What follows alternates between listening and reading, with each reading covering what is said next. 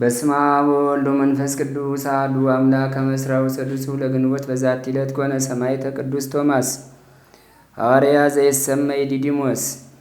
አንድ አምላክ በሚሆን በአብ በወልድ በመንፈስ ቅዱስ ስም ግንቦት 26 በዚች ቀን ዲዲሞስ የሚባለው የከበረ ሐዋርያ ቶማስ በምስክርነት አረፈ። እርሱም በእንደኪ አገር ሉኪዮስ በሚባል ለአንድ መኮንን ራሱን ባሪያ አደረገው። መኮንኑም የንጉሥ ወዳጅ ነው። ቅዱስ ቶማስንም የምታውቀው ሙያህ ምንድን ነው አለው። ቅዱስ ቶማስም እኔ ግንበኛ ነኝ፣ ምኩራቦችንና አዳራሾችን እሰራለሁ። ደግሞ ጠራቢ ነኝ፣ ሞፈሮችን፣ ወንበሮችንም ሌሎች ዕቃዎችንም እሰራለሁ። ደግሞ ጥበበኛ ባለመድኃኒት ነኝ፣ በሽታውን ሁሉ አድናለሁ አለ። መኮንኑም ነገሩን በሰማ ጊዜ ነገሩ እጅግ ደስ አሰኘው። ለንጉሥ ጠቃሚ የሆነ ባሪያ ያገኘው አለ። በዚያን ጊዜ ለቶማስ ገንዘብ ሰጥቶ ቤተ መንግሥትም እንዲሰራ አዝዞ መኮንኑ ወደ ንጉሡ ሄደ። እርሱም ቶማስም የመኮንኑን ሚስት የእግዚአብሔርን ሕግ ያስተምራት ጀመር። በፊቷም ታምራት አደረገ። በክብር ባለቤት ጌታችን አመነች። ከእርሷ ጋራም ብዙዎች አመኑ። ንጽሕናዋን በመጠበቅ እንድትጸና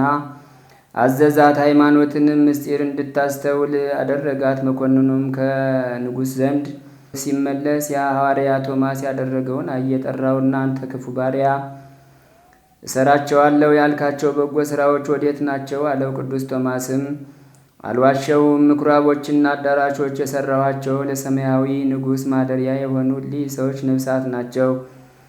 የጠረብኳቸው ሞፈሮችም የኃጢአትን እሾህና ሚከላ ከሰው ልብ የሚነቅሉና እርሰው የሚያለሰልሱ እነርሱ የወንጌል ትምህርቶች ናቸው። ጥበብ ያልሁትም አንድ ነው፣ የሚገድል የኃጢአትን መርዝ አጥፍቶ የሚፈውስ የክብር ባለቤት የሆነ የጌታችን ኢየሱስ ክርስቶስ ሥጋና ደም ነው ብሎ መለሰለት። መኮንኑም ሰምቶ ተቆጣ። ቅዱስ ቶማስን በምድር ላይ እንዲያስተኙት በአራት ማዕዘንም ችካል ተክለው እጆቹንና እግሮቹን በገመድ ወጥረው አስረው ቆዳውን እንዲገፉ ጨውና ኮምጣጤ በተገፈፈው ሥጋው ላይ እንዲደፉበት አዘዘ። መኮንኑም እንዳዘዘ ይህን ሁሉ አደረጉበት። እርሱም ከእግዚአብሔር በተሰጠው ትዕግስት ይህን ስቃይ ተቀበለ።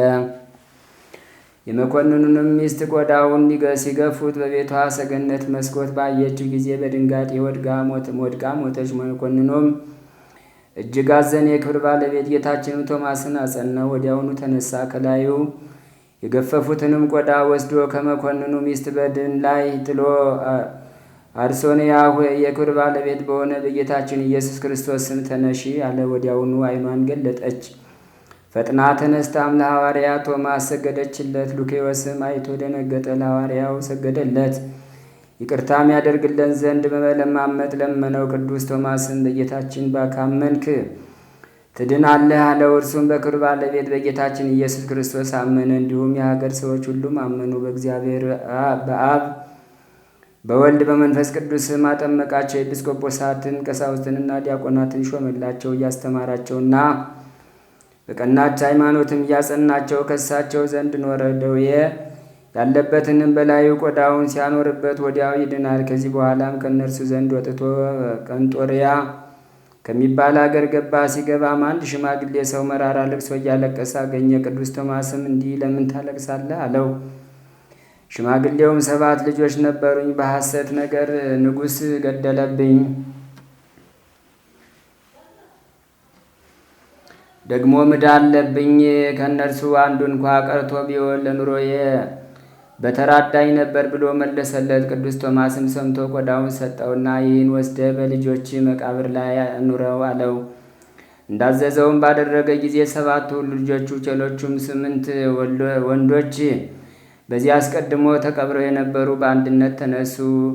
ይህችም ተአምር በሀገሮች ሁሉ ተሰማች። የጣዖታት ካህናትም ተቆጥተው በደንጊያ ሊወግሩት ጀመሩ። ያን ጊዜ እጆቻቸው ደረቁ። የቸር አምላክ ሐዋርያ ሆይ ከፈጣሪ ኢየሱስ ክርስቶስ በቀር ሌላ አምላክ እንደሌለ አመን፣ ማረን፣ ይቅርም በለን እያሉ ጮኹ። ያን ጊዜ ማዳናቸው የቀናች ሃይማኖትንም አስተምሯቸው በአብ በወልድ በመንፈስ ቅዱስም ስም አጠመቃቸው። ኤጲስቆጶሳትን ቀሳውስትንና ዲያቆናትን ሾመላቸው። ከዚህ በኋላ ወደ አቴና ወደ መቄዶንያ ሄዶ በውስጧ በክብር ባለቤት ጌታችን ስም ሰበከ። ስለ እርሱም ነገሥታቱና መኳንንቱ ሰሙ። ይዘው ማሰሩት። የንጉሡ ሚስት ከልጇ ጋር ወደ ወህኒ ቤት እየመጣች ቶማስን ትምህርቱን ትሰማ ነበር። ብዙዎችም በስውር እየመጡ ያስተምራቸው ነበር። በክብር ባለቤት ጌታችንም አመኑ። ንጉሡም ስለ ሚስቱ ተቆጣ። ነገር ግን በሕዝብ መካከል መግደልን ፈራ። ከከተማውም ውጭ ቅዱስ ሐዋርያ ቶማስን አውጥቶ እስከሚሞት በጦር እንዲወጉት 4 ወታደሮችን አዘዘ። የንጉሥ ልጆችም ቁሞ ይመለከቱ ነበር። የአገር ሰዎችም ባወቁ ጊዜ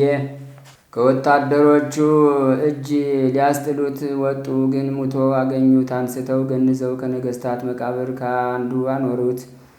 በንጉሡ ልጅም ሰይጣን ተጭኖበት የሚያንከባልለው ሆነ። ከልብሱም ጥቂት ወስደው በንጉሡ ልጅ አንገት ላይ ሲያንጠለጥሉለት ወደ ቅዱስ ቶማስ ሥጋ መጡ። መቃብሩንም በከፈቱ ጊዜ አላገኙትም። ጌታችን ከዚያ አፍልሶታልና ከመቃብሩ አፈርን በእምነት ወስደው በንጉሡ ልጅ አንገት ላይ አንጠለጠሉ። ያን ጊዜ ዳነ። ንጉሡም የክብር ባለቤት በሆነ በጌታችን ኢየሱስ ክርስቶስ አመነ። ከዚህ በኋላ ቅዱስ ሐዋርያ ቶማስን ለብዙዎች ተገለጸላቸው።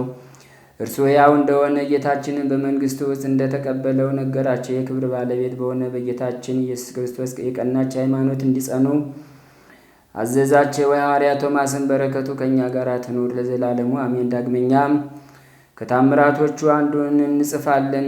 አንድ ጻድቅ ሰው እግዚአብሔርን የሚፈራ በግብፅ አገር ነበረ። ይነግድም ዘንድ ወደ እንደኬ ሄደ። ግንቦት 26ም ሲሆን በሐዋርያ ቅዱስ ቶማስ በዓል ብዙ ሕዝቦችን የቅዱስ ቶማስ እጅ በውስጡ በምትኖርበት ባሕር ዳር ተሰብስበው አያቸው። በዚያ ጊዜም የባሕሩን ውሃ ጨርሶ እስከሚያስወግደው ድረስ ጥቅል ነፋስ ተነሳ። ሰዎቹም ሁሉ በደሴት ወዳለች ቤተ ክርስቲያን ገብተው ሲጸልዩ አደሩ። በማግስቱም በቅዱስ ቶማስ በዓል ቅዱስ ቁርባንን ለማቀበል ቀደሱ። የሐዋርያው ቶማስ እጅ ያለ ጥፋት ሕይወት ያላት ስለሆነች የጌታችንን ሥጋ በላዩ አደረጉ። በቅዱስ ሐዋርያ ቶማስ እጅም ቅዱስ ቁርባንን ሊቀበሉ አንዱ ከሕዝቡ መጡ። እንደ ሕዝባዊ ሰውም ሊቀበል መጥቶ የቅዱስ ቶማስ መሃል እጁን ጨበጠ። ያን ጊዜ ተሰወረች። ሁሉም ኪርያላይሶን እያሉ በመጮህ ብዙ ጊዜ ረጅም ጸሎት ጸለዩ። ከዚህ በኋላ የቅዱስ ቶማስ መሃል እጅ ተገለጠችና ያ ሰው ቅዱስ ቁርባንን ተቀበለ። ሕዝቡም ሁሉ ተቀበሉ። ከዚህም በኋላ ከቤተ ክርስቲያን ወጥተው ወደ ቤታቸው በሰላም ገቡ። ክብር ይግባውና እግዚአብሔርን ባሕሩን ባየ በዚያ አውሎ ነፋስ እንደ ቀድሞ መለሰው። በየዓመቱም እንዲህ ይሆናል ሁልጊዜ እስከ ዛሬ ድረስ። ለእግዚአብሔር ምስጋና ይሁን። እኛንም በሐዋርያ ቶማስ ጸሎት ይማረን፣ በረከቱም ከኛ ይደርብን ለዘላለሙ አሜን።